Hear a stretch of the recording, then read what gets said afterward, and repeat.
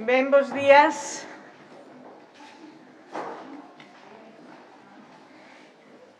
Bos días. Comezamos a recuperar modos de vida que pensamos que nunca poderíamos deixar de ter e, sin embargo, foi unha evidencia que, a pesar da nosa teimosía, da nosa capacidade para a resistencia, incluso para a batalla, pois vímonos privados deles, non? E aquí estamos de novo nuns encontros. A nós sempre nos gustou, a Susana de primeira sempre insistiu niso, pero todos detrás dela, en que unha das características non menos importantes desta actividade era justamente o feito de ser un encontro, de ser un encontro, unha cita anual en que podíamos vernos, renovar os afectos, trazar alianzas novas, interactuar uns con outros, abrazarse, tomar un café xuntos, poñerse ao día, etc. Non?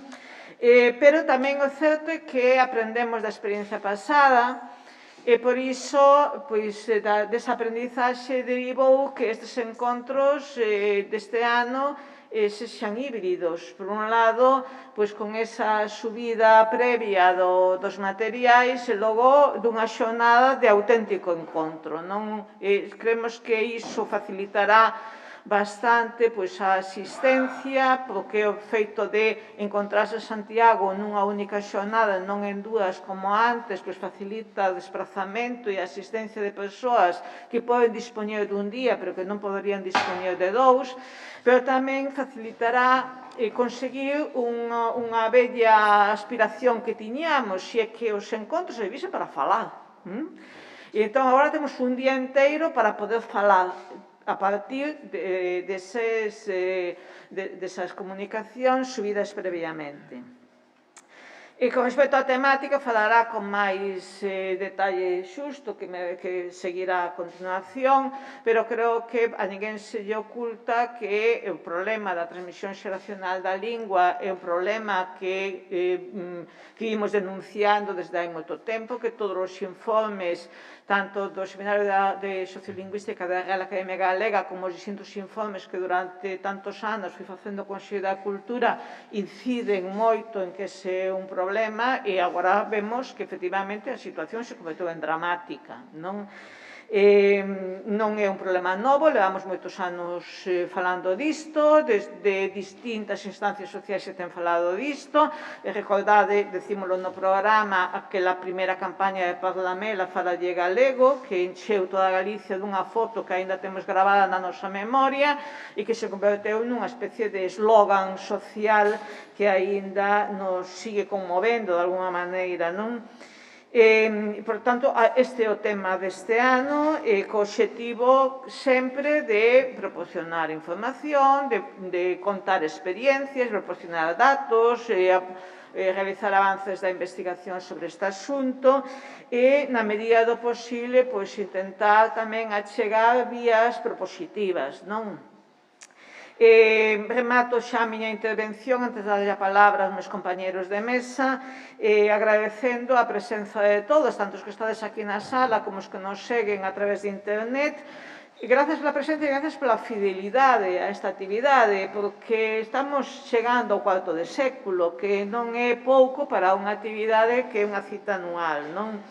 Grazas a todos os relatores e relatoras por aceptar o noso convite, pero aínda máis por cumpriren coas nosas exixencias. A nós ben se nos alcanza que conforme imos complicando que si formato híbrido, etc., tamén imos complicando a participación as persoas que aceptan compartir connosco, porque primeiro teñen que amañarse para o vídeo, logo teñen que amañarse para estar hoxe aquí, etc., non? Por tanto, grazas tamén por ese esforzo suplementario. Grazas a todas as persoas, tanto as que están á vista como as que están por detrás, que fan naturalmente posible estes encontros, e permitideme que deixe para o final a Comisión Técnica do CDSG, que durante todo o ano está preparando estes encontros e facendo tamén outras cousas, obviamente, porque sin elas e sin eles non chegaríamos ata aquí, nin vós nin nós, xa non habería encontros, non?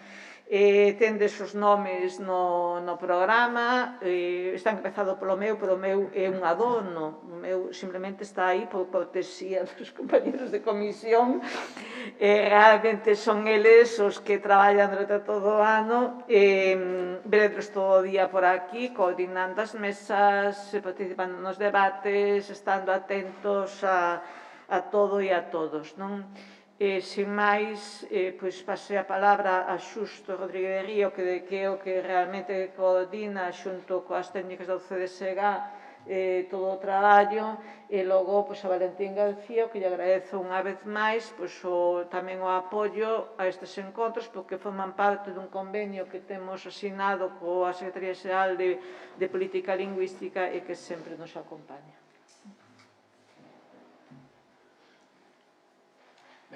Bos días, moitas grazas a Rosario pola presentación. En nome da Comisión Técnica, que é un pouco o papel que represento aquí, o primeiro de todo, darvos as grazas por estar, é dicir que é un placer por vernos as caras, aínda que sexa a medias, solo de nariz para arriba. Tamén que desde a Comisión sempre pretendemos, ou incluso o ano pasado, cando non pudemos facer o evento presencial, os encontros presenciais, digamos, o obxectivo de volver á normalidade, a esta seminormalidade na que estamos, sempre tivemos presente. E por iso decidimos, no canto de volver a unha normalidade distanciada, intentar aproveitar o bo que puidéramos aprender do ano de pandemia. E por iso o formato híbrido, que antes falaba tamén Rosario, que pensamos que pode ser unha experiencia moi interesante, na medida en que dá tempo aos que escoitamos a dixerir con calma as intervencións, que moitas veces aquí no formato antigo se sucedían case sen tempo a procesalas cunha certa calma, e deixar esponxar ese espazo que liberamos do que é a exposición propiamente de contidos, ese espazo que liberamos, como decía, deixalo para que poida haber máis debate, máis intervención, máis diálogo, máis calma, en certo sentido, que non sexa un programa tan condensado como era outras veces. Iso permítenos ao mesmo tempo concentrar o programa nun día, como tamén dixo Rosario, o que facilita a logística daqueles que non viven ou que non vivimos en Compostela. Todos estes cambios, este formato híbrido, a quen lle supón un traballo especial é aos relatores, claro, polo tanto, compre antes de nada, como tamén dixo ela, darlles as grazas e agradecerlles o esforzo suplementario que fan de, primeiro, preparar unha intervención e despois vir aquí para escoitar o que teñamos que dicir sobre ela, comentala, discutila, valorala, porque, evidentemente, é un esforzo dobre ou triplo con respecto ao que lles pedíamos en anos pasados, que xa era un esforzo considerable. Cando estábamos, hai agora un ano aproximadamente, barallando sobre que tema tratar os encontros de 2021, aínda sin saber se van poder ser presenciais, semipresenciais, ou se terían que ser puramente virtuais, foi cando xurdiu o tema, a proposta do tema da transmisión interxeracional, e xa víamos que era un tema candente, un tema moi relevante, se cadra o tema con mayúsculas, a pesar de que non tiñamos aínda os datos, por exemplo, do estudo sociolingüístico de Ames, do que se vai falar máis tarde, que poñen negro sobre branco ata que punto a medida que novas xeracións van entrando na sociedade galega, esas novas xeracións están cada vez máis alleas ao galego. Tamén intuíamos algo que dixo Paula Casares no seu relatorio, que é que non abonda coa transmisión familiar para socializar unha lingua.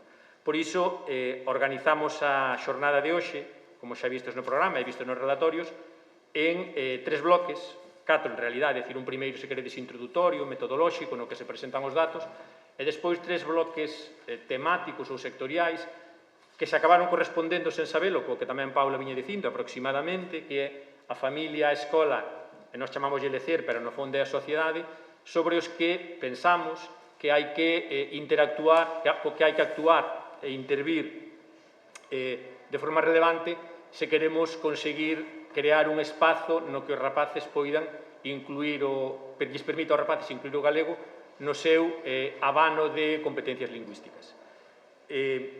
Neses 3 espazos presentaremos experiencias que consideramos, presentaránse, non nos presentaremos nós, presentaránse experiencias que consideramos relevantes, e das que poderemos falar, valorar, discutir e ver ata que punto poden utilizarse, extrapolarse para dar ese espazo, ese ecosistema que viva en galego e que permita aos nenos e ás nenas socializarse e converterse en falantes activos.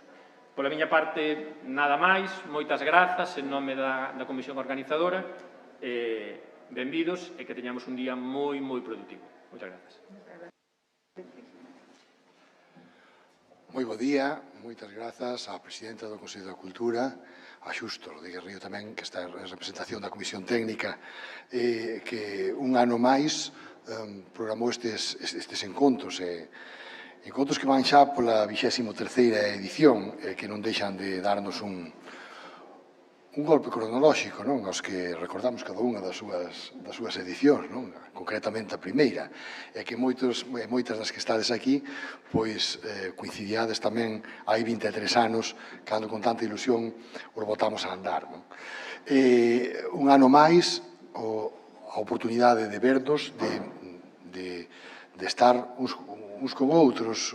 Foi unha idea fundacional destes encontros en tempos en que non había redes sociais, en que non había, creo que non había nin internet, non había nin rede naquela altura, non? E que era a oportunidade que tiñamos moitos técnicos, docentes e demais persoas que traballamos na promoción da lingua galega, pois en vernos e en atoparnos.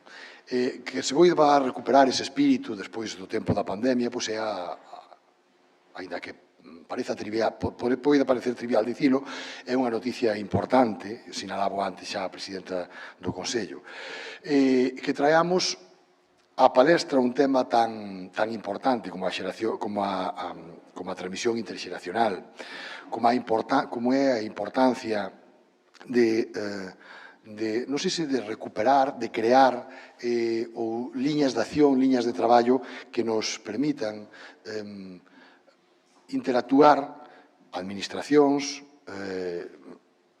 entornos educativos, entornos sociais, para crear eses necesarios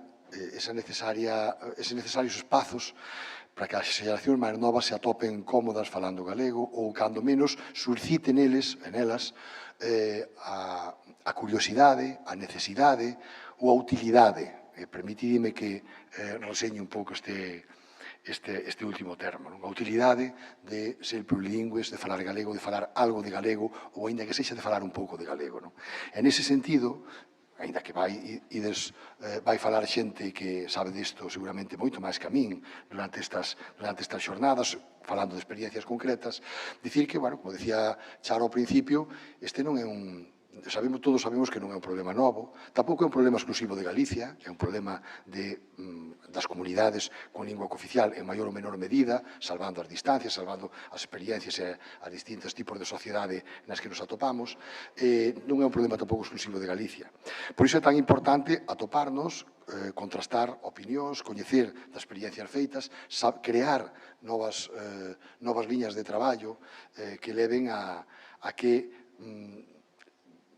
a cousas como, por exemplo, da Secretaría Xeral de Política Lingüística, e xa con isto remato, dicirvos que o ano que ven, pois, agardamos sacar unha liña de traballo bastante potente, unha campaña dirixida a familias de entornos urbanos e periurbanos.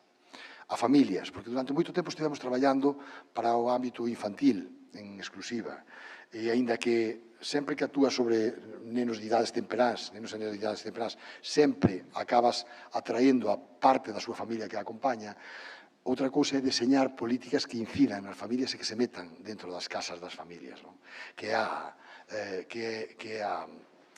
novidade que agardamos poder dar coa fórmula para poder facelo. Unha fórmula que, ademais, aquí neste foro non fai falta indicar que non é nada fácil. Non é nada fácil meterse dentro dos fogares, dentro do proceso educacional dos máis novos e das máis novas da familia para inducir un cambio aí. E dirixirnos tamén ás familias que non falan galego ou que falan moi pouco galego. Iso tamén é facer política lingüística, evidentemente, para que transmitan, para que sexan conscientes da importancia de educar no plurilingüismo e no dominio e no fomento de varias linguas. Isto temos que saber explicarlo tamén.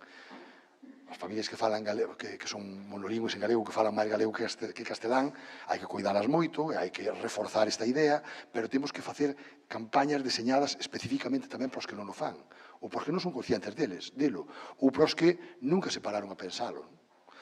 E suscitar ese debate tamén necesario no entorno da sociedade, porque ao fin e ao cabo, cando socializamos nunha lingua, ata soa redundante xa dicilo.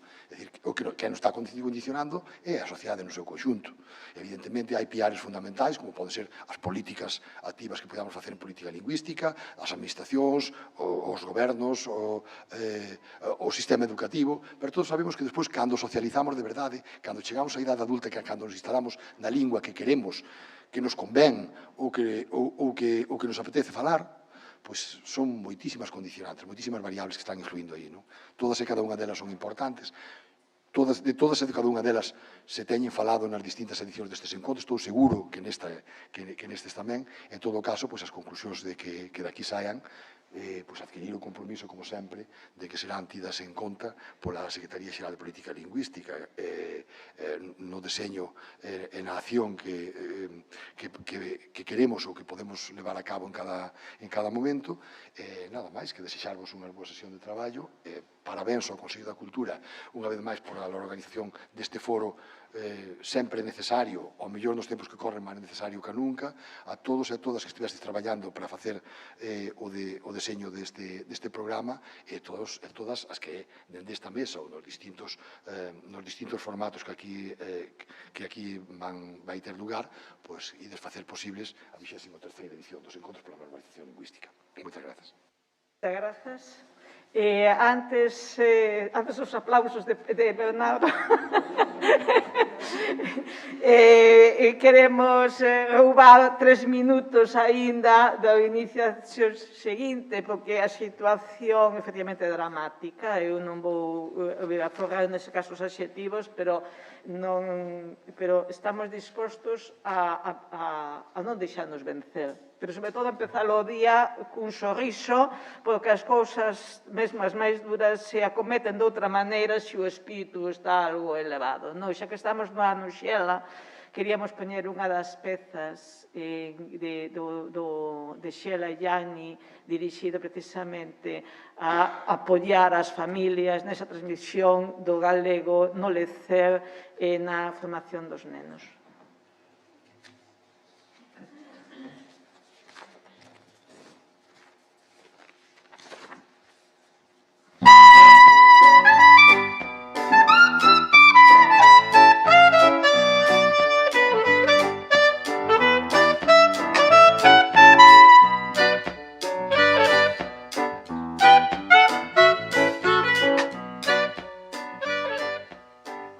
O paseo dun distraído.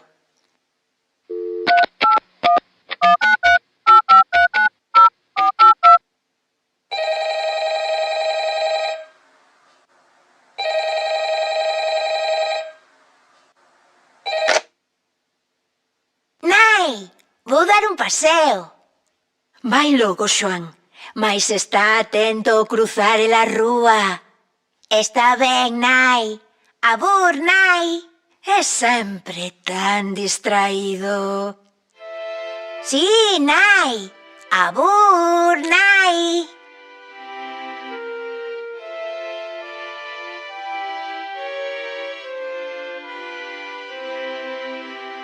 O Xoanciño marcha ledamente e ao longo do primeiro cacho de rúa vai ben atento. Cada tanto para e tócase. Estou todo?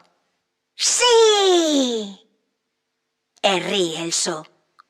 Atópase tan ledo por estar atento que se pon a choutar coma un paxaro, mais logo fica fascinado a mirar pros escaparates, as máquinas, as nubes.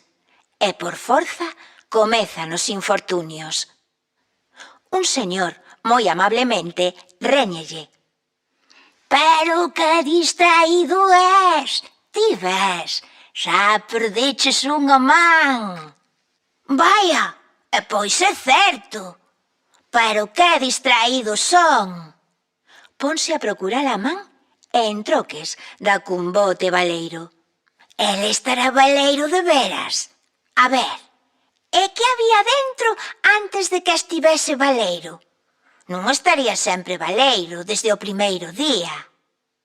O Xoán esquécelle procurar a man e logo esquécelle tamén o bote, porque viu un cadelo coxo. E velaí que o tentar pillar o cadelo coxo antes de que dobre a esquina vai e perde todo un brazo. Mais nin sequera reparou niso e segue a correr. Unha boa muller chámao.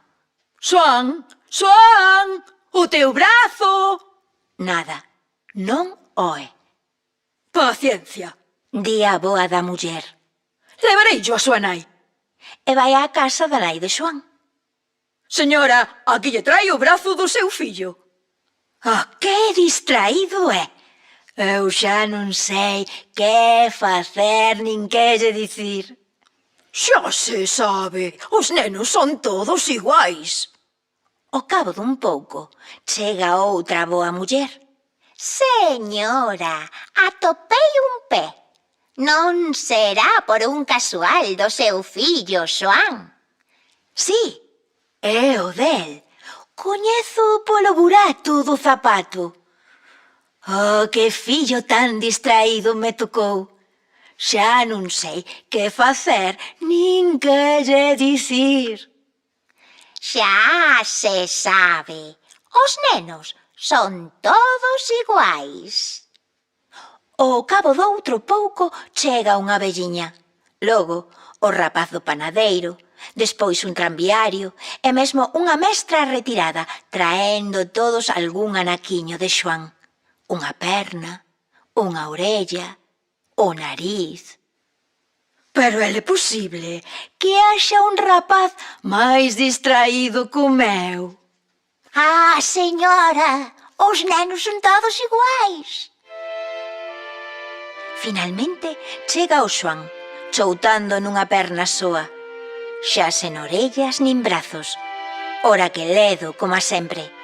Ledo como un paxaro. E a súa nai abanea a cabeza, colócalle todo no seu sitio e dálle un bico. Non me falta nada, nai. Estiven ben, nai?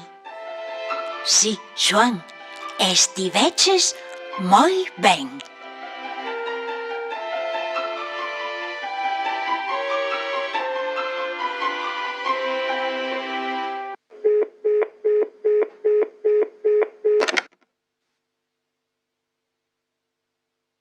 Puxos de Bea Gregores. Aquí damos por acabado o acto inaugural e, efectivamente, podemos subir á mesa xa os participantes da primeira sesión.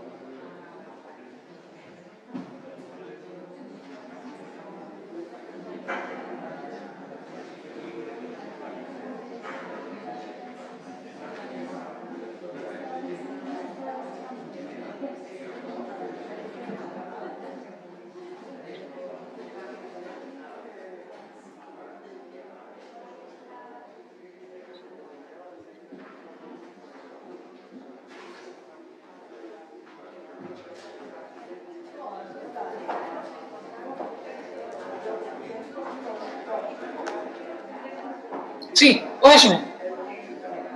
Sí, gracias.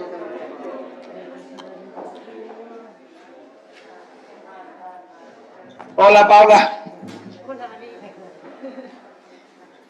Sí, eu vexo o imaxe congelado, aí no, bueno, como en YouTube un pouco máis tarde, supoño.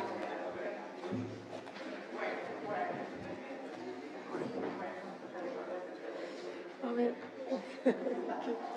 non sei como para que nos vexan. Hola, Como foi tu viaje? Creo que non.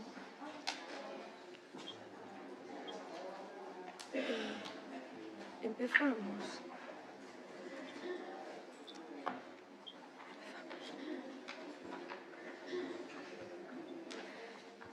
Bos días a todos e a todas. Antes de nada, quería comezar agradecendo ao Consello da Cultura Galega a escolla deste tema para tratar nestes encontros, porque, como xa dixeron na inauguración que acabamos de escoitar, para min, está claro que para todos e todas, non son un tema moi necesario, senón, diría, un tema urxente que debemos tratar.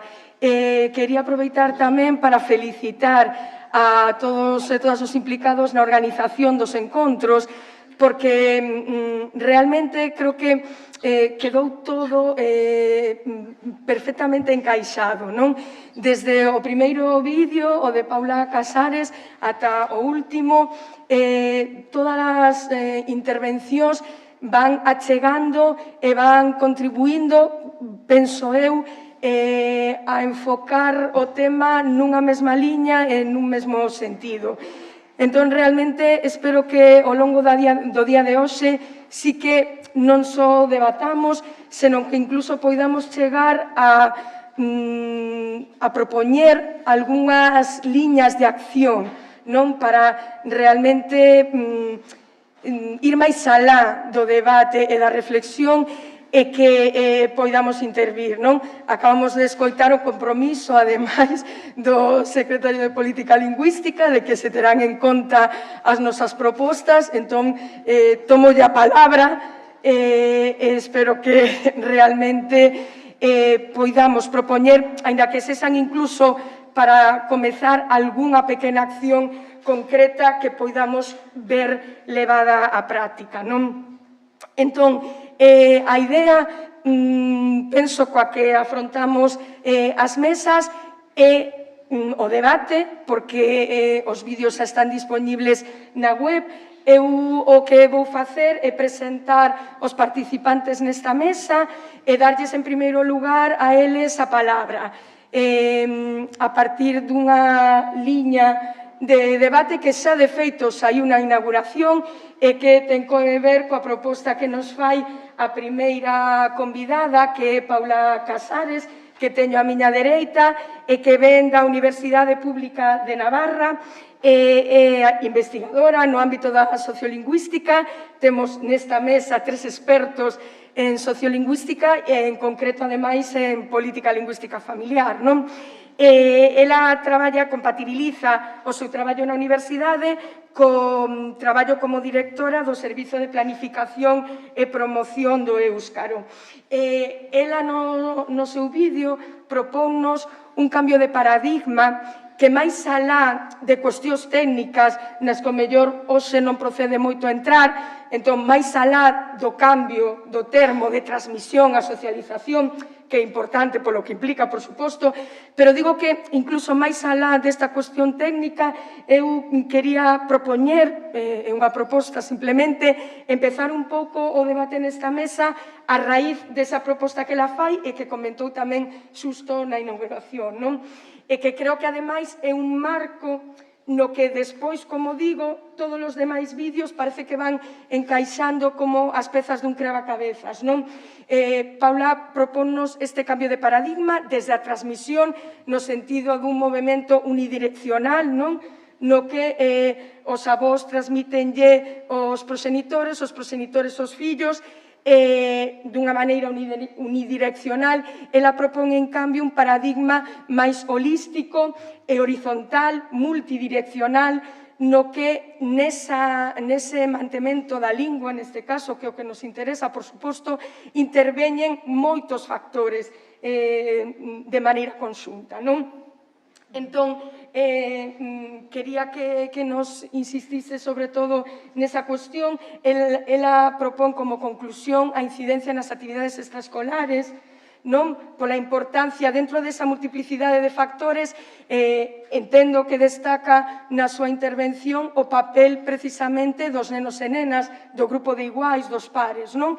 E de aí esa insistencia nas actividades extraescolares que propón como conclusión a súa intervención. Quería que aparte de engadir ou matizar calquera cuestión do vídeo, igual que os demais participantes, por suposto, que nos profundase un pouco máis, se é posible, nesta cuestión, porque entendo, ademais, que as actividades extraescolares son moi importantes, pero unha vez, quizáis, que outros factores están xa, digamos, presentes ou xa, no noso caso, galeguizados, non? Entón, en relación con isto, quería presentar tamén o segundo participante na mesa, Xaquín Loredo, que o teño á miña esquerda, e que é investigador do Seminario de Sociolingüística da Real Academia Galega. Con respecto ao que nos explica no seu vídeo, porque foi o encargado de presentar os datos, incluso desde un punto de vista cuantitativo, aparte de invitalo tamén, por suposto, a realizar calquera matiz ou engadido o que nos conta no vídeo, quería preguntarlle en concreto o fío disto que estou comentando, da importancia doutros factores máis alá do que sempre pensamos, non? Cando falamos de transmisión lingüística interxeracional, do ámbito estrictamente familiar. Quería preguntarlle, a raíz dese 53%, creo que é, sí, 53%, de familias mantedoras do galego que ofrecen os datos, no sentido de, entendo que esas familias, esa porcentaxe sae de entrevistados cuxos proxenitores e avós, incluso, 3 xeracións, mantiveron o galego. E, ademais, eses entrevistados tamén deciden falarlles en galego os seus fillos e fillas. Pero a pregunta é, esas familias mantedoras entendo que non garanten realmente o mantemento na última xeración, é dicir, na dos fillos e fillas dos entrevistados, porque precisamente vese tamén nalgúna das experiencias que nos contan no resto dos vídeos, a pesar de que os proxenitores decidan educar os seus fillos e fillas en galego, estamos comprobando día tras día, e así aparece reflectido nalgúns dos vídeos, como digo, que a pesar diso, nenos e nenas criados en familias galegofalantes non se instalan no galego, senón que abandonan a lingua en distintas fases da súa vida, non? Entón, quería que nos insistises un pouco nesa cuestión de, a pesar de chamarlles familias mantedoras do galego, unha cuestión é a vontade das familias de efectivamente manter o galego, pero esa vontade de política lingüística familiar non sempre ten os resultados esperados, senón que é posible, e de feito ocorre, non, como nos constata por desgraza a realidade, que en familias que pretenden manter a lingua, pois non teñen éxito, non, por dicilo así, non? É un pouco a reflexión que quería compartir en concreto, non, para empezar o debate. E, de feito, en relación cos datos logo do mapa sociolingüístico de Ames, non, que no vídeo destacas que o menor uso do galego dos nenos e nenas ten lugar, efectivamente, cos iguais. Entón, penso que iso tamén entronca moi ben co paradigma que nos propón Paula Casares desa visión, non, da socialización, non falar xa únicamente de transmisión, senón de socialización dunha forma máis completa, holística.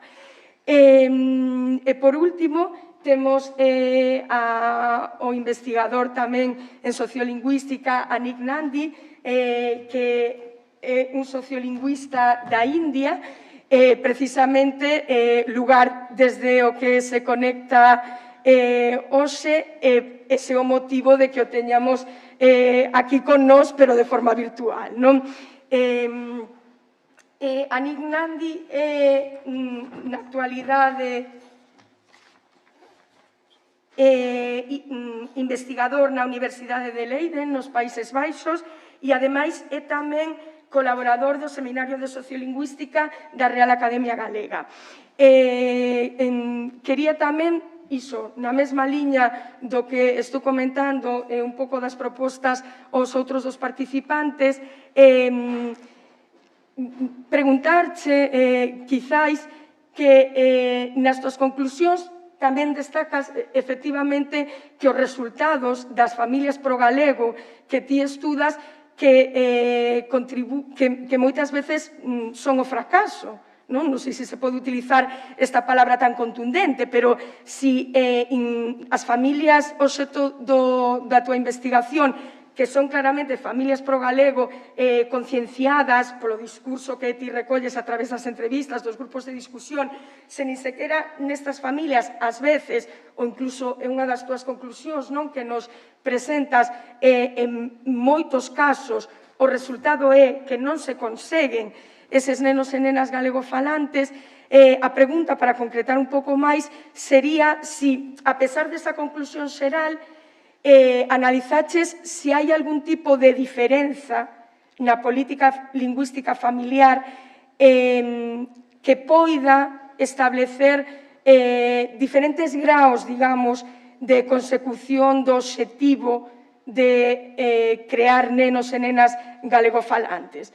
Non sei se me explico. Quero dicir, en xeral, a túa conclusión é que moitas veces non se obtén o resultado que se perseguía, non? Que era nenos e nenas galegafalantes, pero supoño que hai unha gradación, e entón pregúntoche, sobre todo pola cuestión de intentar, digamos, buscar cales son os factores que están actuando en contra. E no teu caso vese moi claro, porque, insisto, son familias pro galego as que ti estudas, non? Entón, está claro que aí o que é o factor da familia está conseguido, non? Entón, do resto de factores, e volvo ao paradigma holístico de Paula Casares, do resto de factores, cal considerarías que están exercendo máis influencia para ese abandono da lingua familiar, non? Que, ademais, resulta especialmente curioso cando no traballo de campo que faz durante o confinamento hai un aumento do galego, non? Cando os nenos e nenas son bense obrigados, non? A restringirse o ámbito familiar, aumenta o galego, non? Entón, está claro que a familia é moi importante, pero ao mesmo tempo constatamos que está habendo outra serie de factores que están influindo, non?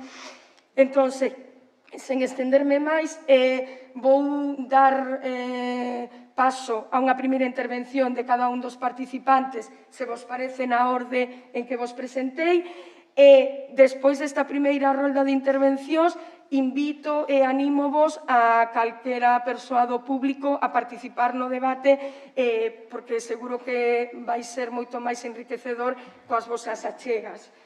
Moitas grazas. Gracias, Ana. Muchas gracias, en primer lugar, a la organización de este evento, al Consello da Cultura Galega. Para mí siempre es una oportunidad de aprendizaje y diríamos, un aliciente muy estimulante el poder compartir e intercambiar opiniones y visiones sobre este tema fuera de mi comunidad lingüística. En la intervención del vídeo que me solicitó la organización y en la que expuse brevemente un aspecto más teórico, como ha comentado la moderadora Ana, relativo al cambio de paradigma, que yo creo que conviene, porque es más válido para entender cómo se convierten en hablantes nuestros niños.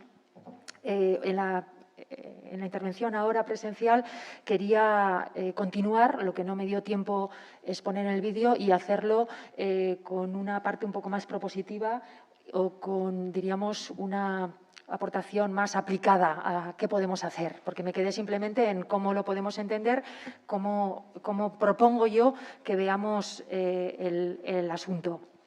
Brevemente, un poco para enlazar esta parte propositiva con la exposición que hice en el vídeo y también respondiendo a la solicitud de la moderadora, yo lo que fundamentalmente vine a decir es que la transmisión sólida de la lengua materna no es la transmisión familiar de la lengua. Nos movemos en contextos complejos, comunicativamente complejos, y actualmente el que los niños se críen lingüísticamente en gallego y lleguen a ser miembros competentes de la comunidad de habla exige la actitud comprometida de la familia. Sí, porque criar niños en una lengua no hegemónica exige la actitud comprometida de las familias. La inercia nos lleva siempre a la lengua hegemónica. Entonces, siempre hay una, diríamos, una actitud coherente, no, bueno, una actitud activa, una actitud en ese sentido de la familia comprometida. Pero también exige la labor socializadora imprescindible de la escuela, la complicidad socializadora de la comunidad con las ofertas de ocio, de actividades, de cualquier, diríamos, oportunidad de interacción que ofrece a los niños, el apoyo de las instituciones para que la lengua esté presente en la cultura digital, en el consumo de pantallas. Es decir, nos movemos en un contexto complejo en el que lo que antes simplemente se podía reducir a qué lengua se utilizaba en casa y qué lengua utilizaban los progenitores con sus hijos, actualmente vemos que va mucho más allá el proceso en que los niños se convierten en hablantes, mucho más allá, como digo, de las puertas del hogar. Y yo, en ese sentido, me mostraba crítica con el modelo tradicional de la transmisión, porque, como ya ha indicado la moderadora, implica una idea de transferencia vertical, unidireccional, de arriba a abajo, de padres a hijos, de profesores a alumnos, en el que los receptores son sujetos pasivos que reciben la lengua. Y yo creo que esa idea que encierra el concepto de transmisión no nos ayuda a entender cuál es el proceso actual por el que los niños se convierten en hablantes, porque invisibiliza aspectos fundamentales de ese proceso, como por ejemplo la naturaleza interactiva de él y la multiagencia que existe más allá de los progenitores o más allá de los profesores. Agentes socializadores son los monitores, los entrenadores, otros niños, porque los niños aprenden lengua, sobre todo de otros niños, y eso es más evidente conforme van creciendo. Y también la naturaleza activa o la agencia infantil también ha sido un aspecto con el que el modelo clásico de transmisión no ha sido sensible. Y frente a ese modelo, la propuesta de un cambio de visión, un cambio de paradigma era: vamos a ver esta transmisión lingüística como una transmisión social, como una transmisión comunitaria. Ya sé que en este contexto post-pandémico, transmisión comunitaria, está marcado este concepto, pero para que me entiendan, para que los niños se conviertan en hablantes, hace falta digamos, la intervención o la agencia socializadora de más actores que la familia y la escuela.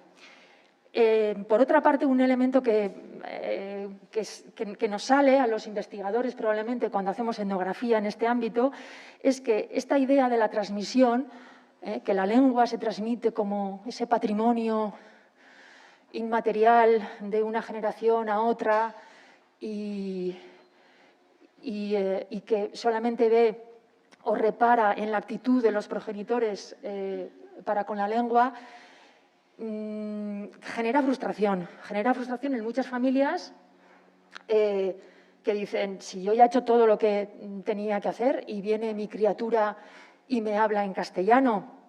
Claro, la teoría yo creo que nos tiene que ayudar a entender.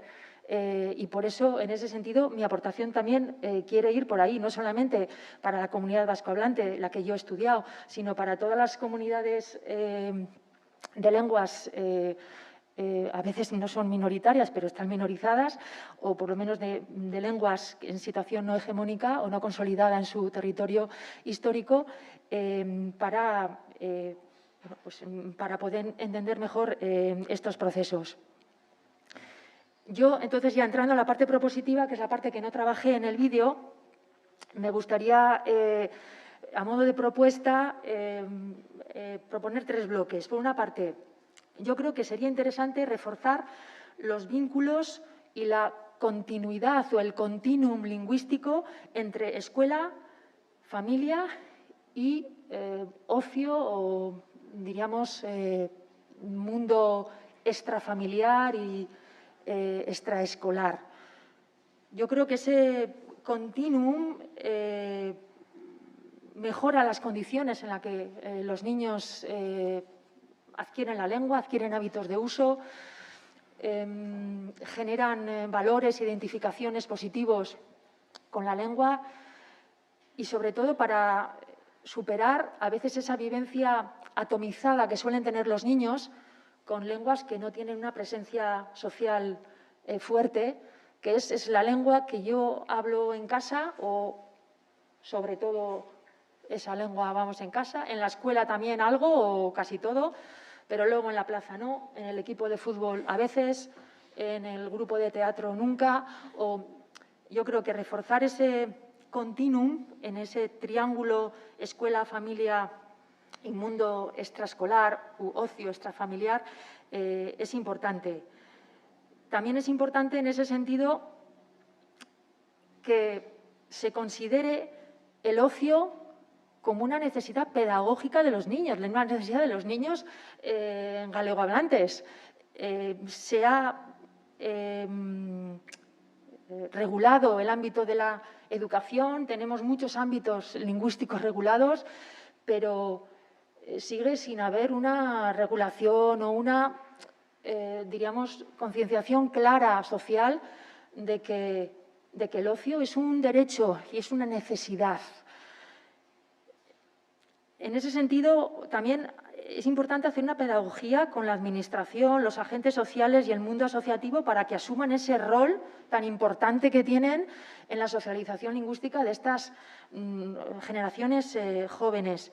Y en ese sentido, yo creo que es importante que se extienda y se sistematice una formación o ciertas pinceladas de conocimiento, de gestión de lenguas o de dinamización lingüística a aquellos actores que son entrenadores, son monitores, son dinamizadores, son educadores o educadoras de tiempo libre o de federaciones deportivas, o para que realmente ese mundo extraescolar, las actividades de ocio sirvan para lo que nos interesa también que sirvan, aparte de que trabajen y disfruten y gocen y aprendan los niños la actividad que sea deportiva, sea música, sea lo que sea, pero que sirva para completar su proceso de socialización lingüística de una forma integrada, con lo importante que es ese ámbito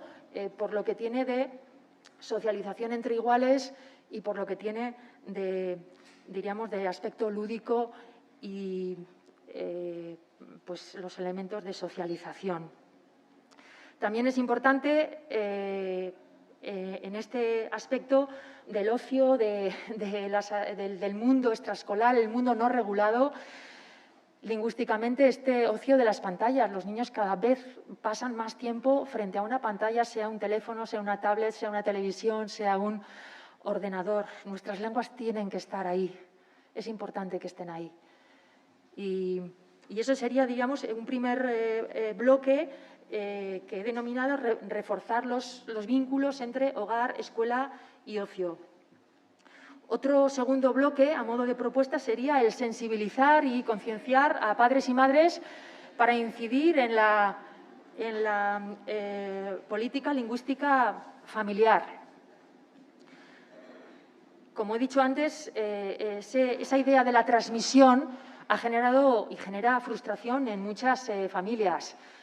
Y a veces porque no tienen los padres y madres esa digamos, percepción adecuada de cuál es el proceso que pasan los niños y mediante el que se convierten en hablantes competentes y a través del que o después del que realizan sus elecciones lingüísticas. El saber que ellos no son los únicos transmisores. El saber que aparte de la gestión que hagan de la lengua en casa, en qué lengua hablamos, porque queremos hablarla, eso suele ser muy consciente en ese sentido, y la importancia que tiene cuidar las rutinas comunicativas, la elección del mando, el ser activos en ese sentido. También saber que en sus manos está cantidad de elecciones pues vinculadas a actividades extraescolares o vinculadas a actividades en las que participan los niños y hay una exposición a la lengua en la que es importante que tengan este criterio. La lengua se aprende en casa, la lengua se aprende en la escuela, pero la lengua se aprende en la vida. Entonces, para reforzar la transmisión familiar, tenemos también que mirar fuera, o por lo menos esa visión es importante que las familias lo sepan, porque si no se genera frustración porque no se entiende, pero si yo ya le hablo, entonces ¿por qué habla en castellano? Pues porque tú no eres probablemente el agente principal. Conforme van creciendo hay otros agentes que van tomando más relevancia para la consolidación de hábitos comunicativos. Y ya como último bloque, para esta propuesta o esta idea de propuesta sería el crear líneas de investigación precisamente para poder comprender mejor cómo funcionan las interacciones lingüísticas infantiles. Porque efectivamente, como ha comentado la moderadora, el paradigma de la socialización es sensible a esa agencia infantil, ya que los niños son unos extraordinarios socializadores lingüísticos de otros niños. Pero la realidad es que sabemos muy poco sobre por qué los niños eligen una lengua y no otra. ¿Por qué en un grupo de niños se establece la relación grupal en gallego o en castellano? ¿De qué depende? ¿Depende de un elemento cuantitativo? Si son más niños los que provienen de familias galegohablantes, ¿hemos de esperar que sea el gallego la lengua que se establezca como la lengua de relación de grupo? A mí, maestras y maestros me dicen que no es un asunto solamente cuantitativo. Entonces, ¿de qué depende? ¿Depende del liderazgo lingüístico que se crea entre los grupos naturales de niños? ¿Cómo funciona ese liderazgo? ¿Podemos esperar que las situaciones comunicativas inducidas o controladas lingüísticamente, como es el aula o como es alguna otra actividad, influyan en la lengua que los niños libremente eligen en actividades de juego? ¿O no podemos esperar que haya ninguna transferencia entre ambas? ¿Cómo podemos provocar esa transferencia? Es decir, desconocemos mucho de cómo funcionan las elecciones y las interacciones lingüísticas de los niños. Y yo creo que esto sería también interesante como a modo de propuesta, ¿no? El investigar, el bajar a la altura de ellos para ver realmente cómo funcionan esas interacciones. Y estos han sido un poco los 3 bloques de propuesta que no pude comentar en el vídeo y me parecía que podía ser interesante proponerlos en esta mesa. Gracias. Moitas grazas, Paula. Xaquín, cando queiras.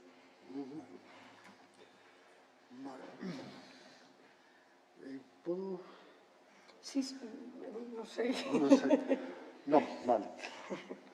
Bueno, primeiro, bons días a todos e a todas. Moitas grazas ao Consello da Cultura por poder participar nesta mesa con Pablo Casares, Ana Iglesias e a Nick a distancia. Encantado. A Paula non a coñecía de antes, pero a coñecía polos seus escritos. Encantado. A Ana xa a coñecía de sobra e ao Nick xa incluso temos traballados conjuntamente. Bueno, a mí cando me invitaron a participar nesta mesa, o que me dixera Ana como coordinadora da mesa que tratara de transmitir unha cousa, responder a unha pregunta, que é o que está a ocorrer en Galicia en relación á transmisión lingüística interxeracional. Esa pregunta é a que levamos traballando dentro do seminario dende fai moitos anos. Eu, en concreto, cando comecei a traballar en transmisión interxeracional, nos partíamos de unha hipótese. Nos dicíamos, bueno, o que é a fractura propiamente da transmisión debe estar a retroceder, non? Do que pasou no século pasado ao que está a suceder na actualidade, o que é a ruptura da transmisión interxeracional, inicialmente as cifras deberían estar a dicir que esa fractura está a retroceder. Daquela, cando fixemos os primeiros estudos, quedamos, bueno, é un concreto que dei sorprendido, porque o que reflectían os datos, porque eu traballo dende un punto de vista máis cuantitativo, os datos dicíanme que esa fractura continuaba, e continuaba casi coas mesmas cifras que estaba a suceder no século pasado. Entón dicíamos, pero a ver, a situación social é totalmente diferente na actualidade do que foi no que foi antes. Entón, por que se mantén esa fractura na actualidade do que foi antes? Eu vou a tratar de expoñervos dúas situacións de que supoño que todos recoñeceredes esas dúas situacións. Unha situación que lle pasou a miña compañeira en relación a súa familia. A súa familia proviña de Mevilide, emigrou cara urbano, cara a Vigo concretamente, e cando chegaron a Vigo tiveron as dúas fillas, comezaron a falarlles, eles eran galegofalantes, e comezaron a falarlles en castelán, as dúas fillas. A razón, cando eu lle falei con eles, preguntei-lles cal é a razón pola que lle comezachedes a falar en castelán a vosa filla, a vosas fillas en concreto. E dixen, non, porque daquela era o que se estilaba, porque eu tiña que falarlles en castelán porque para o ascenso social, non dixo con esas palabras, pero bueno, o que viña a dicir era para que a miña filla podía ascender socialmente, tiña que falar en castelán, tiña que aprender en castelán e tiña que deixar o galego de lado. Na actualidade penso que esa non é a situación. Penso que a situación é outra. Penso que os marcos da ruptura da transmisión interxeracional son outros. Cando fixemos outro estudo que foi aquí ao lado, foi o que foi o mapa sociolingüístico escolar de Ames, viñeron a dicirnos eso concretamente. Viñeron a dicirnos, en realidade, a ruptura da transmisión interxeracional xa non sucede dentro da familia, que sí que sucede, pero non é o significativo. O problema sucede cando a familia fala en galego ou son activos falándolles en galego cara aos seus fillos, pero o que lle sucede é o seguinte, e seguramente todos recoñeceredes este discurso. A min pasoume realmente no en Bertamiráns nun restaurante. E o que viña dicindo unha nai falando con unha profesora da escola infantil, viña dicirlle isto. Mira, é que eu falolle en galego a miña filla, e levolle falando en galego, e o pai fala en galego, e os avós falan en galego, e agora mandámola á escola infantil, e o primeiro trimestre fala en galego, pero no segundo trimestre vonme falando en castelán. E que ocorre na escola para que me volva falando en castelán? E a mestra falaba e dicía, ai non, pero es que nós na escola falamos en galego, nós todas as mestres falamos en galego.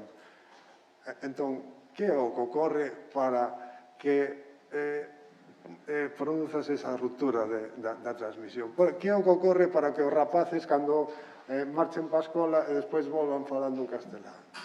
Non é cuestión de que sí que ten unha relación, non é cuestión dunha porcentaxe do que ocorre dentro das aulas, de que si é o 50 ou 60% das materias faladas en galego ou non. Tamén eu creo que durante moitos anos, desde sempre, deixamos un pouco esquecidos o resto de contextos de socialización nos que se desenvolvían os rapaces. O que falaba aquí Paula, o que falaba que eu creo que aquí o que hai que facer un pouco na transmisión e un pouco cambiar o que é o modelo e cambiar os marcos un pouco da transmisión, comezar a falar xa de dicir, home, mía, o meu neno, eu cando saio da casa, o meu neno vai a un programa de conciliación de bos días. O meu neno, cando tamén vai a clases, pero tamén vai a un comedor, tamén a unha tarde divertida, tamén vai a actividades deportivas, tamén vai a extraescolares de non sei que, Despois deberíamos comezar a falar si o neno tamén ten dereito ao seu ocio propio non estructurado. Que igual deberíamos facer, que igual están demasiado cargados de actividades os nenos e que deberíamos comezar a reestructurar un pouco o que é toda a actividade dos nenos. Nos, cando estábamos ali, tiñamos o noso dereito ao ocio, o que falaba Paula. Teñen dereito ao seu ocio e teñen o seu dereito ao ocio na súa línea.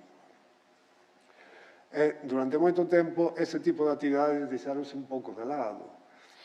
Curiosamente, cando fixemos o mapa escolar, curiosamente, o que tiñamos era que as actividades relacionadas coa cultura e con a desenvolvíanse en galego. E as actividades máis relacionadas con os aspectos deportivos desenvolvíanse en castelán. Vese a diferenza, non? Parece que a lingua galega está máis relacionada con un aspecto e non tanto con outro. As actividades de conciliación, onde os nenos pasan moitas horas ali, os monitores pregúntalles e fálalles sobre aspectos de xestión lingüística e cando falas con eles sobre iso, os monitorados dime, pero de que me estás a falar? Isto, en realidad, de que eu teño que ter en conta a xestión lingüística de que se son monitor de actividade deportiva, terei que ter en conta de ensinar aos rapaces o que son as actividades deportivas. Eu a xestión lingüística, a mí iso me dá igual. Cando falo moitas veces con educadoras, incluso de centros de 0 a 3, cando lle falas tamén de xestión lingüística, tampouco din, bueno, xestión lingüística, bueno, falamos en galego. Eso sí, cando lle preguntas sobre aspectos de psicomotricidade, teñen perfectamente montado todo o discurso, saben como se desenvolve na cousa, da igual. Pero pregúntalle sobre o desenvolvemento lingüístico en 0,3 e non o teñen tan claro. Entón, igual deberíamos o que é comenzar a ampliar o que é o marco onde se desenvolven os rapaces e é aí onde se producen este tipo de cambios e onde os rapaces construen a súa conduta lingüística e é aí nas actividades, nas interaccións cos iguais, onde tamén se construe esa conduta lingüística que durante tamén moito tempo non se tivo en conta. Pero ti agora vas a un centro escolar, entras como un observador e ti dis, bueno, vamos a ver como se produce as interaccións lingüísticas nun centro escolar fora do que é as aulas. E o que é o galego non está. É que non aparece. Volves en varios días diferentes e o galego segue sen estar. As interaccións construense en castelán. Entón, igual é que estamos facendo algo mal. Igual deberíamos volver a contemplar de como refacer as cousas. Respondendo un pouco á pregunta que facías ti sobre ese perfil de familias que teñen unha política lingüística activa e que son maioría cara ao mantemento de galego, eu o que trataba de facer de expresar no que era no meu vídeo era que nestes 20 anos, dende o que foi o mapa sociolingüístico do 92 a 2018, máis de 20 anos, casi 30 anos, perdón, o que se produciu foi o que é unha evolución. Antes, no 92, a unidade familiar característica daquela, pero predominante, era aqueles que mantiñan o galego. En estes anos, agora pasamos a unha unidade familiar onde o que se caracteriza é o mantemento do castelán na actualidade. Eso foi a evolución nestes 30 anos. E despois vas a comarcas moi particulares, por exemplo, a comarca de Vigo, non a cidade de Vigo, sino a comarca de Vigo en concreto, familias que transmitan o galego non aparece tampouco. Hai unha de cada 10 que transmiten aos seus fillos o galego.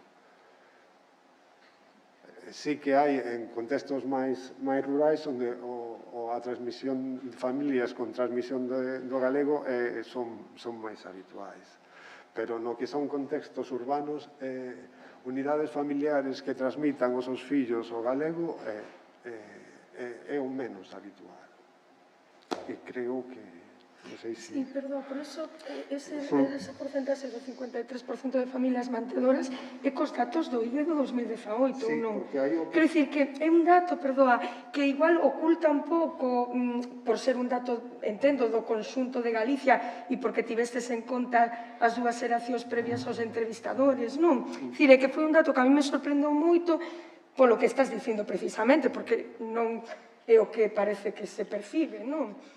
Por iso digo que o dato así, en bruto, digamos, pode levar a confusión para os que o vemos desde fora. Claro, porque o que fixemos en concreto, sí que pode levar a confusión, pode levar a pensar, pero o que fixemos aí foi incluir a todas as persoas sin selección de grupo de idade. E a poboación galega, ti se inclues a toda a poboación galega, temos unha media de idade con unha pirámide poboacional bastante alta. Entón, iso o que oculta é que, en realidade, o que temos é un perfil poboacional de mantemento do galego. Un perfil poboacional de familias que manteñen o castelán é o menos habitual. Onde se tes en conta dúas xeracións para atrás, aquelas familias ou unidades familiares que os seus avós falaran en castelán aos seus progenitores e eses progenitores falaran en castelán aos seus fillos, eso é o menos habitual. Creo que eu son unha das poucas persoas do que os seus avós falaban en castelán aos seus pais e eles falaban, pero eu, en Vigo, por exemplo, todos os meus compañeros, a súa unidade familiar era o contrario. Os seus avós falaban en galego, os seus pais falaban en galego e eles falaban en castelán. Esa unidade familiar é moi pouco particular. Entón, iso pode indicar que a ruptura realmente é recente, digamos. A ruptura, en realidade, ven de dúas xeracións para atrás. Ven de agora. Grazas, Xaquín. Nandi, cando queiras. Hola, bo día a todos e todas. Non sei se me escoitades ben. Sí. Vale. Antes de todo, moitas grazas por terme nesta mesa e por convidarme, sobre todo, e sempre é un placer de estar cos amigos. De feito que primeira vez me pasa así, de feito que está tanto Paula como Xaquín xuntos na mesma mesa comigo, ainda que eu estou de longe. Pero bueno, nada, antes de todo que agradezo vos que estas preguntas, Ana, sobre todo, que é moi interesante. Antes de comenzar a falar, gustaríame repasar un pouco rapidiño os datos que xa falei, porque algunos de vos xa vos coñecedes, pero igualmente vou vos compartir aquí un pouco a ver se... Pois, o que falamos, antes de todo, intentamos repasar un pouco os datos. Como vemos aquí unha situación pre-pandémico, onde unha nai estaba falando nun grupo de discusión de Vigo e nos comentaba unha situación moi específica que supoño que moitos nais e pais de Galicia pasaron algo similar. E iso aquí ela comenta que a súa filla de 3 anos estaba xogando aí no parque e estaba con unhas bolas e con as nenas maiores, e porque ela falaba galego, porque a nena ainda non está moi consciente, entón aí máis ou menos enlazamos o que acabo de falar aquí na situación, entón ela que falaba en galego e outras nenas máis maiores estaban tomando un pouco como vacilando, non? Que porque fala galego, tú falas galego, non? Así es. Sí, entón a nena responde con toda sinceridade, sí, eu falo galego. E por qué? Pois este é máis ou menos la situación social que atopamos, non? Moitas veces é bastante común en distintos sitios, preferiblemente se pode dicir nos contextos urbanos periurbanos. Agora, vemos estrategias tamén, algunos moi drásticos. Non digo que son moi bons ou malos, simplemente digo algunhas decisións que os pais que tiveron que tomar, por exemplo, porque non atopan realmente a ferramenta no contexto social. Por exemplo, unha nai Bea nos comentaba que formaba parte dun grupo en WhatsApp que son como outros grupos de WhatsApp que teñen en distintos centros educativos cos pais, onde os pais están mobilizando da certa maneira para que os nenos poden xogar xuntos cos nenos que, como que xa levan os fillos a unha escola privada onde a lingua de instrucción é galego, polo menos queren elas, ou eles, nese sentido, os pais, os proxenitores, queren que os nenos sigan manteñendo no mesmo contexto social tras salir do colexio. Cal é a razonamento? Pois reflexionamos máis adiante. Entonces, en ambos sitios nos podemos ver que hai un interese de controlar o contorno social, o que existe fora da casa, pode ser no contexto escolar ou pode ser no patio ou no parque, non?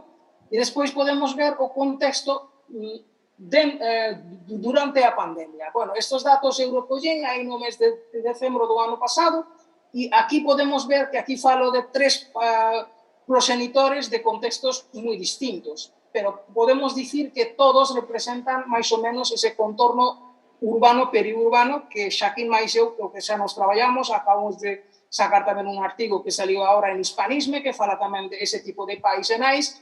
Ahora voume centrar directamente solamente as súas estrategias e como se atoparon e como foi a súa experiencia. Porque iso é o que estaba mirando, non máis ben o que mirou Xaquín, hai diferentes tipos de familias, non? Aquí podemos ver que o pai dice directamente que falaba máis galego e, sobre todo, unha nai que estaba tan contenta. De feito, cando me contactei, bueno, eu fixen outra vez de investigación máis ben virtual, non? Entón, ela xa me escribiu polo correo electrónico que quedou tan alucinada ver, sobre todo, esa emoción, porque eu atopei nais solucando na entrevista, porque tanto esforzo, porque os nenos que falan galego, se a túa filla chega a casa e se rebota, di que non quere falar o lingua por razones o que sexa, porque os maior razón sería que porque os meus amigos que falan castelán. Entón, eu non quero falar.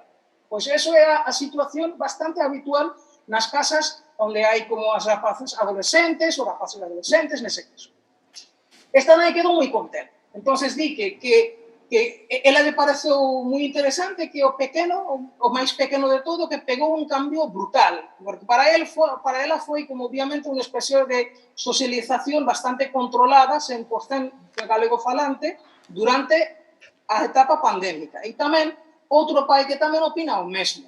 Tamén había como outro grupo de discusión, que aquí non o puxen, pero simplemente por opinar, que tamén decían outras familias que non notaran moita diferencia porque xa falaban galego. Tamén había casos esos. Entonces, todo eso nos dirixe o tema que comenzou Paula, é o tema de socialización lingüística. Si miramos este modelo que estou traballando con varios outros compañeros en outros momentos tamén, é para entender a conexión, a complexidade que estábamos falando. Claro, isto non está centrado na esencia dos nenos, Paula. Perdóname porque aquí non puiden meter todo. Entonces, aquí está centrado polo traballo que estou realizando cos pais, non? Para poder ver, podes ver que é un proceso moi complexo. Eu, como son etnógrafo, intento mirar dende unha perspectiva de ver como a sociedade, o contexto, o contorno, como unha cebola metafórica, non? Entón, se queremos ver o que está pasando no medio en diferentes capas, só temos que cortarlo así. Entón, así podemos ver que hai diferentes contextos. Un dos factores máis importantes é o contexto da socialización, logo temos o contexto de, os pais, as suas características. Volvendo á pregunta que me fixeches, Ana, sobre as familias. Claro, hai diferentes tipos de familias. Hai pais moi consensiados, onde podemos ver que os pais que che aclaran de que como eles non o falan, os proxenitores como non o falan, intentan achegar como para intentar compensarlo con outras actividades, ben sexa como escoitar música ou ler libros xuntos e cousas así, pero eles non o falan. Entonces, en eses casos, claro, que o uso do galego é escaso.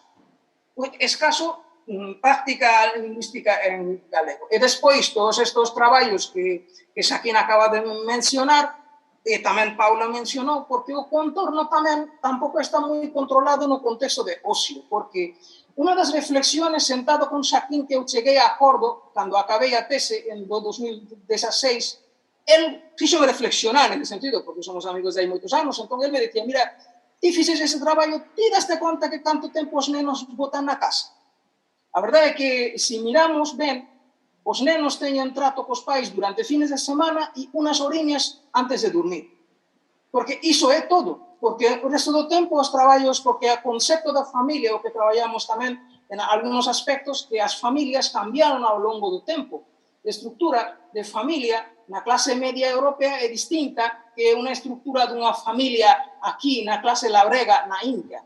É distinta. Entón, se miramos esas perspectivas, podemos ver que moitos pais achegan moi rapidamente con diferentes actividades, os nenos teñen acceso e bastante ben controlado, gobernado por outros monitores, podría ser outras persoas que podrían ser como ídolos en vez de ser os ídolos autóctonos que pensamos que podrían ser os pais, que non necesariamente, ou un irmán maior ou outro familiar, non? Non é o caso. Entón, claro, existen estas familias. Tamén existen outras familias que son os pais ou proxenitores moi pro-galego, nese caso, son activistas e achegan, por lo menos, a facer como movimentos sociais, vense a crear colexios en galego, que xa ven que hai varios traballos ao longo de este encontro, que vemos que había casos que escoitamos, que había experiencias similares, e tamén existen pais que, o mellor, un deles están intentando manter o idioma, outros non están tan consensiados ou non botan tanta importancia. Entón, o que non podemos facer, que sempre teño ese medo, sendo sociolingüista, vexo que temos unha tendencia como académicos meter o modelo que se funciona en outro sitio non funciona aquí. Eso temos que terlo en conta tamén. É o único medo que teño eu cada vez que falamos sobre novos modelos, sobre novas teorías. Aí acabo. Despois xa temos máis debates e temos máis preguntas. Graciñas. Moitas grazas. Ocórrenseme un montón de cuestións a raíz das vosas intervencións, pero quero, por suposto, dar a oportunidade ao público tamén, porque senón vou quedar coa sensación de que ao final só falamos nós. Entendo que como comezamos máis tarde da hora, temos 10 minutos. Por favor, se alguén do público quere intervir, sí, Vieito. Espera que che traen o micro. Yo quiero empezar por por respaldar, por incorporarme a esta proposta de cambio de paradigma, que pode parecer así unha formulación un pouco solemne demais, pero, bueno, ten por detrás contido, non? Sumarme a iso pero penso que ninguén dubida, aínda que non se formulase explícitamente, a mellor tan explícitamente como se está formulando hoxe, que está ocupando o espazo principal desta sesión, o que estaba por detrás da reflexión de casi todo o mundo. Eu creo que ninguén confunde hoxe socialización con socialización familiar. Socialización dos pequenos, estou falando, non? Esa primeira socialización ten ámbitos cada vez máis potentes, non? Acabo de decir a Nick, non? Aquí tamén lo comentou. Entón, eses ámbitos de socialización condicionan todo. E se me permitides, porque eu agora ao fío das intervencións ia lembrando, non sei se dicir a miña infancia, que queda moi lonxe, non? Pero bastante da miña experiencia vital primeira, a quebra da transmisión do galego nas familias empezouse no coloquio que mantiñades Ana e Xaquín, referíadesvos a iso, hai moito xa, non? Hai moito tempo. Pois non sei, da segunda metade, pero casi na primeira parte da segunda metade do século pasado, non? Nos anos 50, 60, quizá é mellor nos 60 que nos 50, non? É moi bello, porque se empezou a asentar esa idea de que o galego non servía, non? Inda que fose o que falaba todo o mundo, porque prácticamente todo o mundo falaba galego. Entón, as familias, que sempre desexan o mellor para os seus fillos e fillas, isto é certo, non? Non pretende ser unha broma, falabanlles en castelán para facilitar esas cousas. E fracasaron. Case todos fracasaron naquele momento. Por que fracasaron? Non estou falando de experiencia persoal, meus pais a min falaron en galego sempre, non? Pero formaba parte desa xeración na que empezaba a funcionar ese esquema. Fracasaron porque ambientalmente o galego non estaba. Era un momento no que tamén o ambiente, o contexto, era o que se pisaba físicamente, non? Non é o ambiente virtual no que se moven agora os nenos e as nenas, non? Non estaba ali. Entón, para a frustración de moitos deses pais e nais, non conseguían facerlle o ben que lle querían facer aos seus fillos e fillas, non? Vale, neste momento a cousa é moi distinta, pero o esquema serve. A familia é unha parte. Eu quero subliñar a importancia da familia, por iso, non sei se por aí a Nick agora na súa intervención final, por iso me dá medo andar facendo traslacións así un pouco automáticas de visións, de contextos, dos contextos para outros, non? Non coñezo o contexto de Navarra como para decir si é equiparable, semellante, trasladable ou non, non? Penso que non. Pero, bueno, en todo caso, a familia é relevante. Quero empezar con este matiz, non? Dito o anterior, que é o sustantivo, seguramente. A familia non é todo. A escola non é todo. Eu, se me permitides a autocita, xa hai moito tempo, non está xa o secretario xeral de Política Lingüística por aquí, pero dixen que máis que as críticas á política lingüística escolar que se poden facer e que as merece por insuficiente, por desviada, por errónea, seguramente, o problema principal da política lingüística en Galicia é que se confundiu política lingüística con política lingüística escolar. Ese é o déficit fundamental, non? Como se todo nacese e morrese na escola. Non. Coa familia o mesmo, non todo nace e morre na familia, pero hai unha parte importante que é na familia. E no caso de Galicia e do galego, ademais temos unha vantaxe, aínda que estamos perdendo transmisión, temos unha vantaxe que seguramente non había no euskera ou no éuskaro. E é que aquí había algo asentado que transmitir. E seguramente non fixemos ben as cousas para que esa transmisión se mantivese. Eu lembro tamén, hai cousa de 30 anos, estou pensando na idade do meu fillo maior, cando entrou na escola infantil, ían polas escolas para dicir aos mestres, as mestras, sobre todo, que eran de infantil, maioritariamente mulleres, e as familias, ían cun vídeo VHS non sei, incluso hai por aquí alguén que naquele momento andou por aí. Bueno, era un vídeo que o que daban soporte dúas figuras académicas importantes da Universidade de Santiago, non vou dar os seus nomes, un polo menos se morreu, pero para intentar transmitir, estou falando de comenzos dos anos 90, xusto aí, non?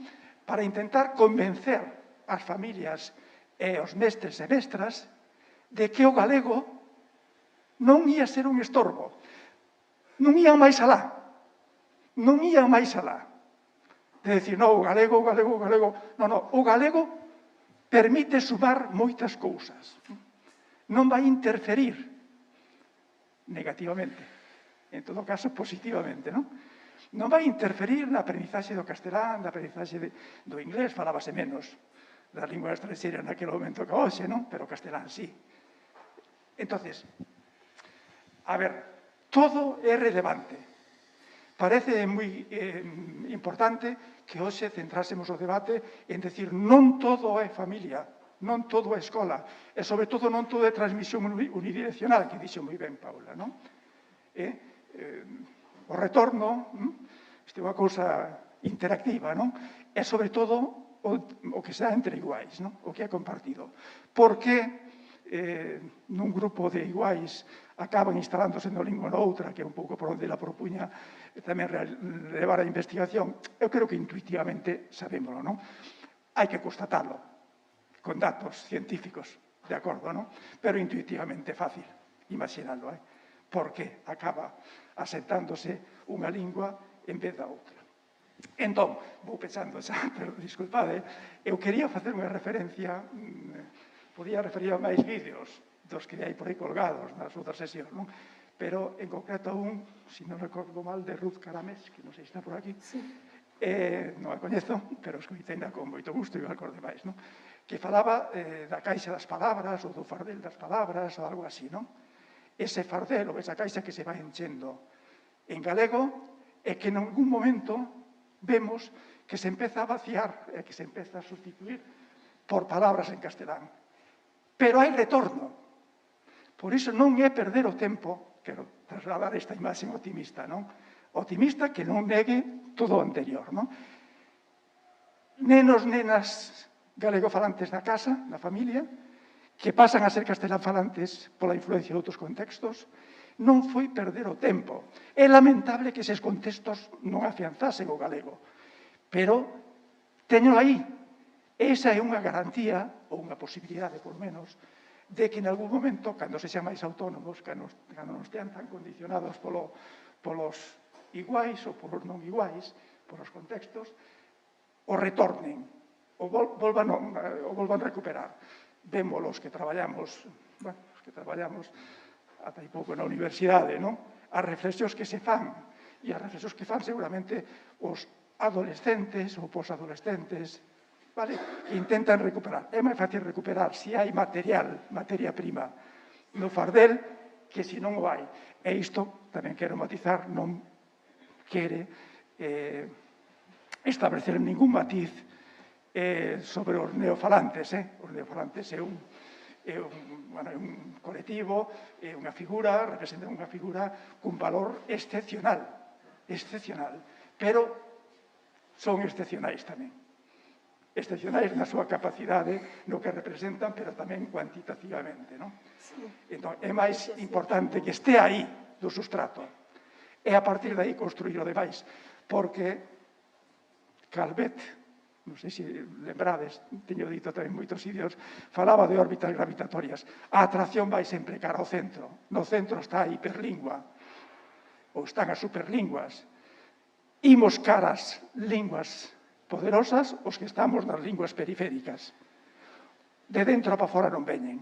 Si algún ven é por unha circunstancia moi especial. É só unha cuestión máis, non? Porque me parece que vale a pena, ainda que non estea o secretario xeral aquí. No ano 2004, sabedes todas, que se aprobou un plan xeral de normalización da lingua galega. Pasaron moitos anos, non? Haberá que actualizalo. Hai moitas cousas que faltan nele. Pero aí está recollido, creo que todo o que propuña Paula, e probablemente algo máis. Entón, non esquezamos que iso existe, que foi aprobado por unanimidade no Parlamento de Galicia. Lembremoslo a quen haxa que lembrarlo. Vale? Aí están todos eses ámbitos. Todos eses ámbitos. Grazas, Bieito. Mais que actualizalo, o plan habería que empezar a aplicalo, non? Porque está claro que se intentou aplicar, pero, bueno, pois interrompeuse, digamos, esa aplicación, por exemplo, no ámbito escolar. Eu quedo entón co que estades comentando e retomo unha expresión de Fernando, un dos participantes no día de hoxe, que di ningún destas cousas é en si mesma solución, pero si a mestura de todas, non? Un pouco nesta liña o que estamos dicindo. Agradezoche o da insistencia nas familias, non? Porque non vai a dar a sensación de que o querer abrir o foco esquezamos as familias, non? Entón, claro, eu pregúntome, agora escoitando todo isto, Paula falaba deses tres ámbitos, dese triángulo, non? Na súa parte máis propositiva que nos presentou hoxe, escola, familia e ocio. Si repasamos eses tres factores en Galicia, a familia, acaba de comentar Xaquín, que nos ámbitos urbanos xa non transmiten o galego. A escola, como todos e todas sabemos, efectivamente, nos ámbitos urbanos, por lei, un neno ou nena incorpórase á escola e recibe o ensino maioritariamente en castelán, por lei. Entón, retomando un pouco o inicio da miña presentación e por intentar lanzar algunha proposta concreta, non? Porque non sempre temos a oportunidade de ter voz, non? De ter un altofalante diante. Eu creo que unha das medidas moi clara que debemos intentar reivindicar é recuperar eses programas de inmersión lingüística que funcionaron durante un tempo de forma con participación voluntaria tanto polos docentes como polas familias e había demanda deses programas de inmersión e que están recollidos no Plan Xeral de Normalización do 2004 aprobado unánimemente no Parlamento. Prohibíronse eses programas de inmersión, non? Entón, eso é unha medida que de forma voluntaria coa participación dos docentes e das familias se pode recuperar, porque claro, nos estamos dicindo non todo é a escola, non todo é a familia, o ámbito do lecer é moi importante, por suposto, pero é que en Galicia está fallando xa a escola. De aí a miña insistencia e o que comentas agora, Bieito, non? De que non podemos trasladar quizáis os contextos, non? E que en Galicia a escola xa non funciona polo decreto que temos en vigor actualmente, non? Porque non se pode superar un 50% de ensino en galego cando sabemos que en moitos casos sería necesario para reforzar iso.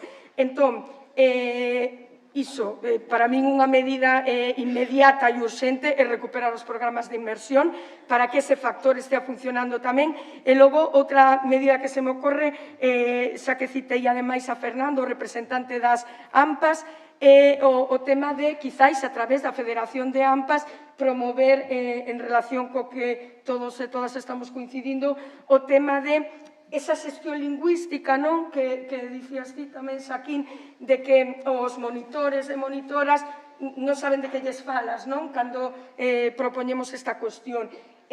Non sei, digo, lanzo a través da Federación de AMPAs, o mellor tamén se pode promover algún tipo de acción neste sentido nas actividades extraescolares que moitas veces son propostas ou son xestionadas a través das AMPAs.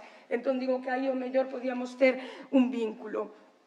Temos ao longo do día de hoxe e imos ter o prazer de asistir a experiencias exitosas, non? O que comentaba a Nignandi, que os seus entrevistados, moitos deles, ou algúns polo menos, participan desas iniciativas privadas de escolarización en galego de programas de inmersión. Marta Santos, que estará hoxe pola tarde, vai nos contar a súa experiencia e conta no vídeo, non?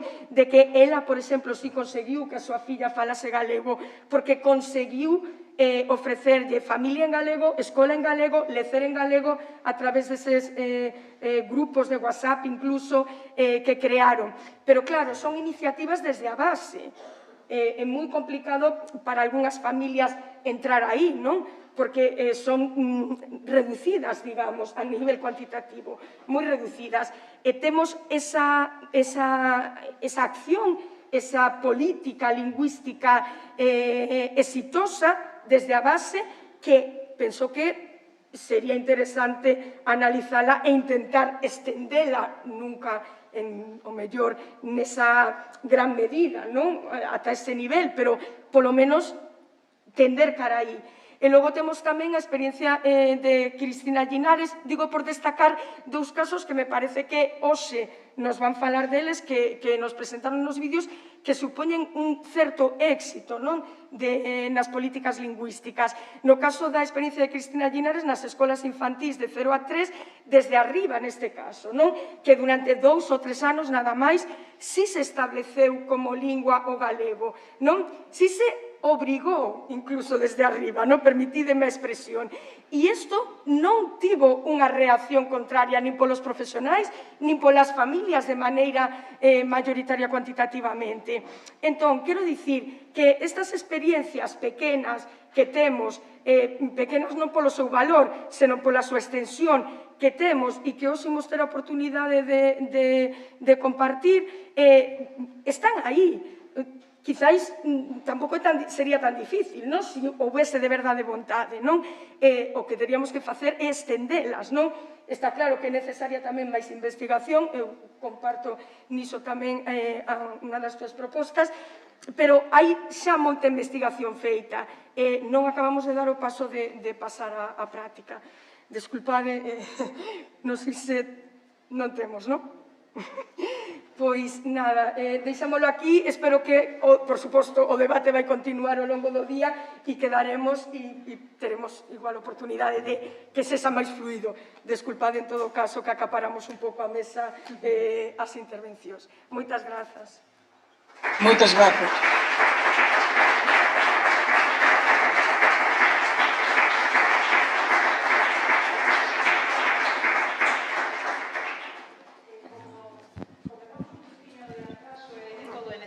Tamén estirar as perniñas.